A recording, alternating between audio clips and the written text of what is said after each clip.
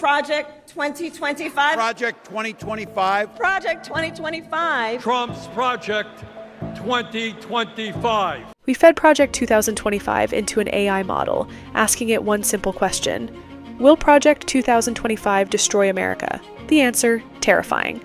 But first, hello, welcome to Spin Cycle. Our mission is to get you out of your echo chamber and filter out the propaganda. We believe that Americans have more in common than what divides us. Help us break the spin. Now let's dive in. AI response. Project 2025 is a comprehensive conservative blueprint designed to restructure the U.S. government by eliminating federal agencies, increasing executive power, and prioritizing partisan loyalty in hiring. It aims to remove regulations, cut federal aid programs, and centralize control under a strong presidential authority. Translation: it's a plan to reshape America into a government with fewer checks and balances, weaker federal protections, and a more authoritarian presidency. We then asked ChatGPT to compare this plan to historical governments. The closest matches: Russia under Putin, Hungary under Orbán, Turkey under Erdoğan. We've already covered how Russia under Putin follows this playbook. But what about Hungary and Turkey? Hungary's Prime Minister, Viktor Orbán, used a nearly identical strategy to Project 2025 to turn his democracy into an authoritarian state. He weakened the courts, so they couldn't challenge his rule. He packed the media with loyalists, turning the news into government propaganda. He changed election laws so his party would always have an advantage. The result? Elections still happen, but they are rigged in his favor. The press is technically free, but in reality, opposition voices are silenced. The government serves one man, not the people. Now let's look at Turkey. Turkey's leader, Recep Tayyip Erdoğan, followed the Project 2025 strategy step by step. He fired thousands of government workers and replaced them with personal loyalists. He took direct control of the courts and military, preventing anyone from stopping his power grabs. He used nationalism and fear-mongering to justify cracking down on his opponents. Sound familiar? Trump's plan under Project 2025 would let him fire tens of thousands of career civil servants and replace them with MAGA loyalists. It would give the president unchecked power, bypassing Congress and courts. It justifies these extreme moves under the guise of taking back the country. History tells us exactly how this ends, and it's not with democracy surviving. When AI matched Project 2025 policies to past authoritarian takeovers, it flagged 5 major red alerts. Red Alert 1, the attack on public schools. Privatize public education, they want to allow discrimination, and it's just not the world that we live in and not what our students deserve. AI response. The elimination of the Department of Education will disproportionately impact lower income and rural states, leading to a decline in national education standards. It will increase privatization, benefiting for-profit schools while reducing accessibility for lower income students. Why do Republicans want this? Republicans argue that education should be left to the states. The federal government should not have a say in local schools. Eliminating the Department of Education will stop woke ideology. But what does this actually do, and what are the real-world consequences? Student loans would shift to private banks, leading to skyrocketing interest rates. Low-income schools that rely on federal funding would collapse. Disabled students would lose legal protections. Who benefits? For-profit schools, which would charge students more while offering lower quality education. Conservative Christian organizations, which would push for taxpayer-funded religious education. Wealthy states, which would continue to thrive while poorer states suffer. This isn't about helping students, it's about handing education over to corporations and political allies. Red Alert 2, eliminating FEMA, a disaster waiting to happen. Also be signed an executive order to begin the process of fundamentally reforming and overhauling FEMA, or maybe getting rid of FEMA. I think, frankly, FEMA is not good. AI response. The removal of FEMA from federal oversight will increase response times and disaster-related casualties, especially in states that lack financial resources to manage large-scale emergencies. Let's look at what FEMA has done in recent history. Hurricane Katrina in 2005. Over 1,800 people died. Entire neighborhoods in New Orleans were wiped out. FEMA provided $114 billion in relief, helping families rebuild. Without FEMA, tens of thousands more would have died. Hurricane Harvey in 2017. Houston was devastated by flooding. FEMA deployed 21,000 personnel, rescuing thousands. Over $14 billion in aid was provided. Without FEMA, Texas would have drowned. Remember the California wildfires in 2020, not the most recent ones. 4.2 million acres burned. Tens of thousands of homes were destroyed. FEMA sent billions in aid for rebuilding efforts. Without FEMA, entire towns would have been lost forever. AI predicts that without FEMA, disaster recovery will become a pay-to-survive system. If you're rich, you'll recover. If you're not, good luck. Red alert. 3. The war on diversity and competency. AI response. The removal of diversity, equity, and inclusion (DEI) policies will lead to hiring practices favoring political loyalty over merit, reducing overall government efficiency and expertise. Republicans claim DEI promotes unqualified hires, but under Project 2025, who is actually getting hired? Let's compare. DEI hire, Harvard Law graduate, 10+ years in policy and federal management, experience managing multi-billion-dollar budgets.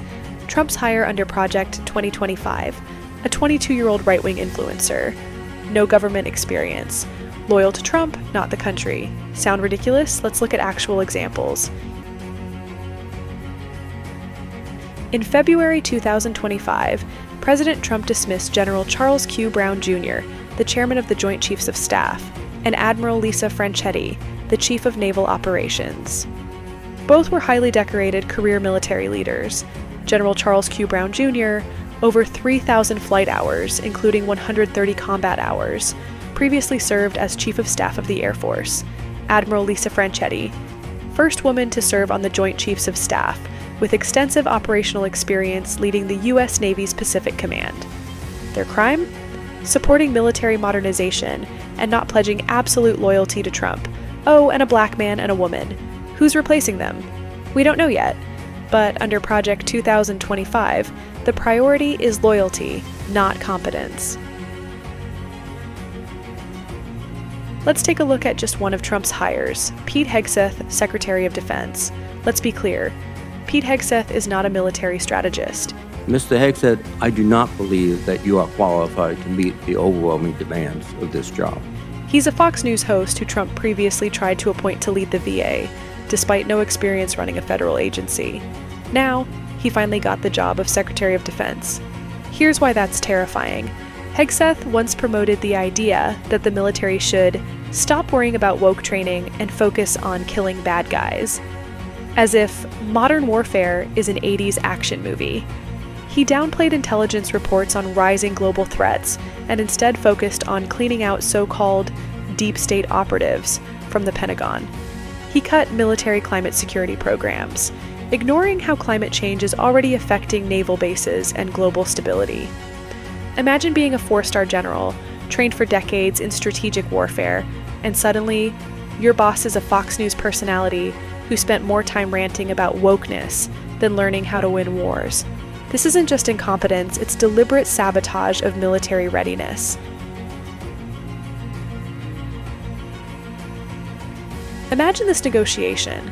Putin shows up with Sergei Shoigu, a defense minister with decades of military strategy experience, and Valery Gerasimov, a general who wrote Russia's modern warfare playbook. Trump strolls in Pete Hegseth, sipping from his flask and posting, "The deep state can't stop us," on his Truth Social account. Wonder who Vegas would take in that game of high-stakes international poker. Oh, and we can't not talk about qualifications and RFK. Remember when the head of the Trump transition team said of course they wouldn't put RFK in charge of health for the United States? Anyone's looking at for on he health. said Roundup. Remember Roundup? But you're saying he would not be in charge of HHS. No, of course not. Okay, so he's not going to be He's like not an going to be the acting. secretary. No. Well, AI predicts that this isn't just a joke, it's America's future under Project 2025. Loyalists will replace experts, incompetence will replace experience. America won't just be run by less diverse people, it will be run by less competent people. But hey, at least we're not woke anymore. Red Alert 4. The climate crisis, America's lost opportunity. AI response. The removal of climate regulations and defunding of agencies such as NOAA will lead to increased pollution, economic downturns in coastal states, and weakened U.S. influence in global clean energy markets. Republicans argue that climate policies hurt the oil and gas industry, but AI predicts that fighting climate change is actually the biggest economic opportunity of the century. China is investing billions in clean energy. Europe is leading in wind and solar innovations. AI estimates that a US-led clean energy revolution could create millions of high-paying jobs, but Project 2025 kills that chance. Instead of leading a global energy transformation, America will fall behind, making China the dominant energy superpower. Project 2025 isn't just bad for the environment, it's bad for business. Red Alert 5, the power grab that ends democracy. AI response. The expansion of executive power under Project 2025 closely mirrors historical authoritarian regimes.